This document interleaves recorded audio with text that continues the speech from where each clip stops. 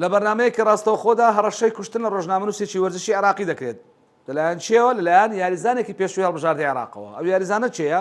سامر سەعید کە زۆر بەناوبانگە و پێشتر لەیانەی هەولێریش یاری کردووە. سامر سەعید یاریزانی پێشووی هەڵبژاردەی عێراق لە بەرنامەیەکی تەلەڤیزیۆنیدا هەڕەشەی کوشتن لە ڕۆژنامەنووسێکی وەرزشی عێراقی دەکا بە ناوی ضیا حوسێن کە کەسێکی دیارە. ئەویش لە پرۆگرامەکەدا سامر سەعید تەلەفۆن دەکا و دەڵێت بە پێشکەشکارەکە دەڵێت ڕێگام مەدەن لە کەناڵەکەتان بچێتە دەرەوە ئێستا خۆم دێن فێری دەکەم. ئەم قسەیە بە جۆرێک لە هەڕەشە و هەڕەشەی کوشتنیش لێک دەدرێتەوە. هەرچەندە پێشکەشکارەکە دەڵێت ئەم قسانە قبوڵ نییە، بەڵام ضیا حوسێنیش لە بەرنامەکە دەچێتە دەرەوە و تووڕە دەبێت.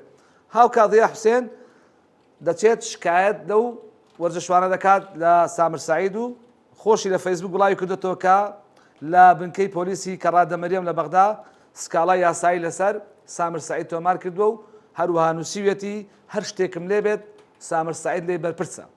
ئەم جۆرە بەرنامانە و ئەم جۆرە هەڕەشانە شتێکی تازەنی لە عێراق و زنجیرەیەکی درێژکەراوەیە لەو بابەتانەی کە لەم ماوەی ڕوودا بە تایبەتی کوشتنی کەسانی سیاسی و هەروەها ڕۆژنامەنووس و ئەوانەی کە جۆرێک لە ناڕەزاییانە یاخود دەنگێکی دلێرن لە نێوەندەکەدا.